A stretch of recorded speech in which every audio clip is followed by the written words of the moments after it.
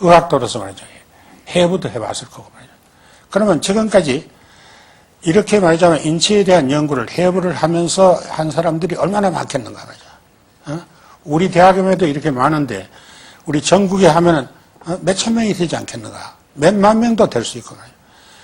전 세계적으로 하면 몇십만 명 혹은 몇백만 명이 지금까지 인간의 육체를 해부를 해서 지금은 인간의 육체 안에 해부할 그 자리가 없다고 볼 만큼 구석구석을 다 보지 않았겠는가. 드시죠.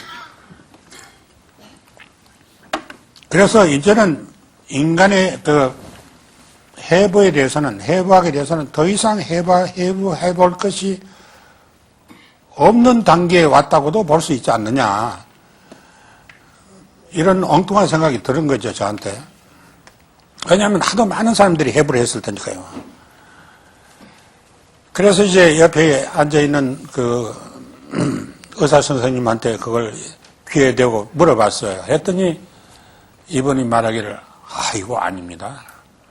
지금까지 이렇게 많은 분들이 인간의 육체를 해부하고, 연구한 것은 사실이지만은, 그러나 아직도 수십만, 수백만, 혹은 또 수천만이 해도 인간 육체에 대한 모든 것을 알 날이 언제 올지는 모릅니다. 그렇게 답을 합니다. 사실은 그 답을 저도 기대하면서 물어본 거였습니다. 그러니까 오늘까지도 우리 자신이 인간인데 우리의 몸에 대해서 많은 사람들이 연구를 하고 해부도 하고 모든 것 하지만은 이 육체에 대해서 모든 것을 아직도 모른다.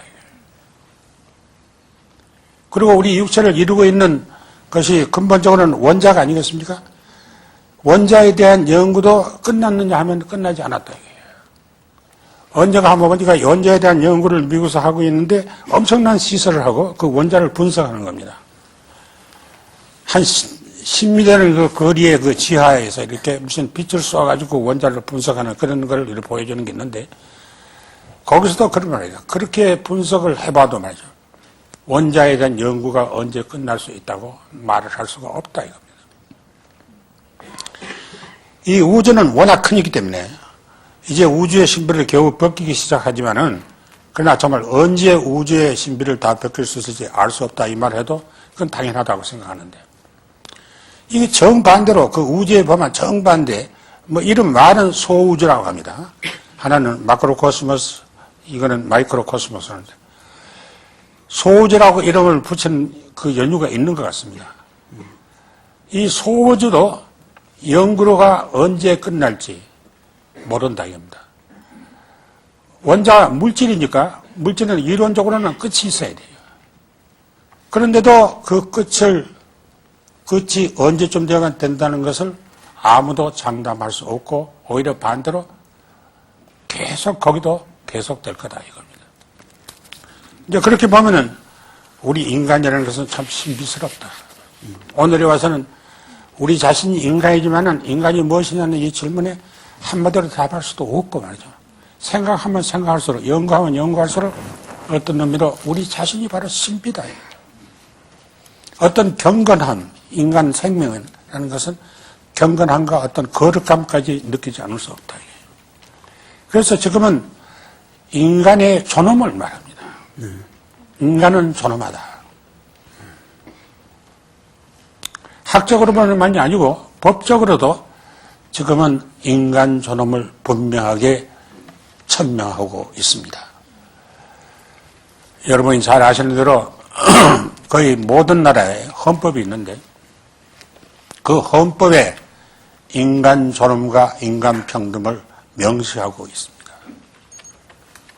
그리고 유엔은 세계 인권 선언을 통해서 1948년에 그때 발표한 세계 인권 선언을 통해서 인간 존엄과 인간 평등을 분명하게 밝히고 있습니다. 인간이 존엄하다는 말은 무슨 뜻이냐? 인간에게는 나라의 권력으로도 침범할 수 없는 어떤 그런 존엄성, 그 존엄성에 따르는 기본 권리가 불가침의 기본 권리가 있다 이겁니다. 예를 들면 우리나라 헌법 10조는 이렇게 말합니다.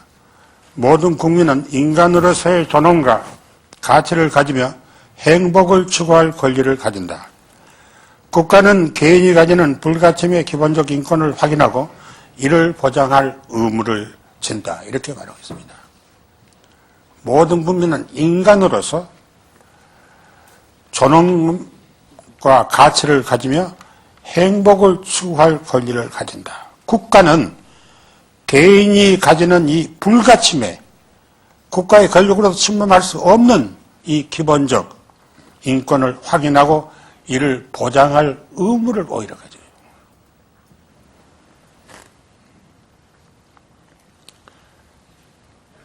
인간이 존엄하다고 하는 모든 인간은 존엄하다 이러는 겁니다. 어떤 사람은 무슨 잘나서 존엄한 것이 아니고 못난 사람도 건강한 사람만이 아니고 건강치 않는 사람도 말이죠. 배운 사람만이 아니고 배우지 못한 사람도 힘이 센 사람만이 아니고 힘이 없는 사람도 어떤 처지에 있든지 그가 천치 바보일지라도 말이죠. 병신일지라도 인간인 한 그는 존엄하다.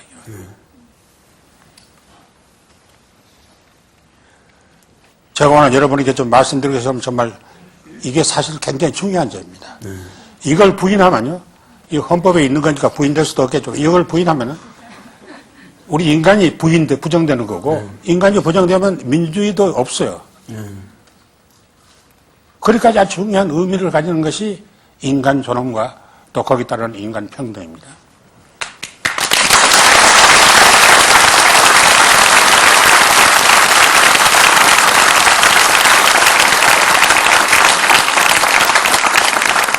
그러니까는 종교라든가 과학이라든가 뭐 우리가 추구하는 이런 문명 모든 것이 인간이 존엄하다는 전제를 하지 않으면은 의미를 상실한다 하시는 말씀을 하시고 있는 것 같습니다. 네.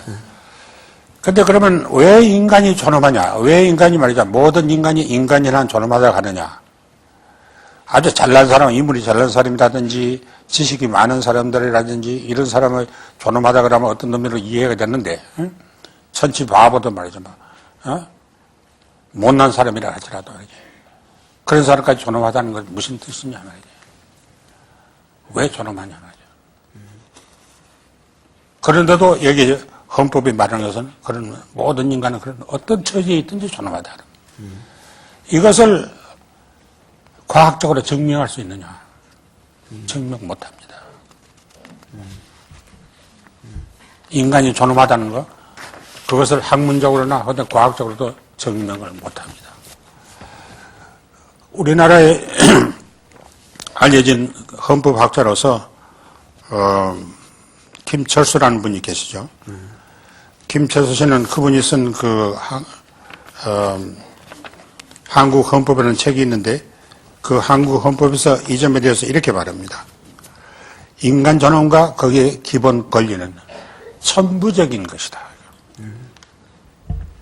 천부적인 것. 천부적이라는 말은 하늘이 주신 것. 즉 하느님이 주신 것이다. 이런 뜻입니다.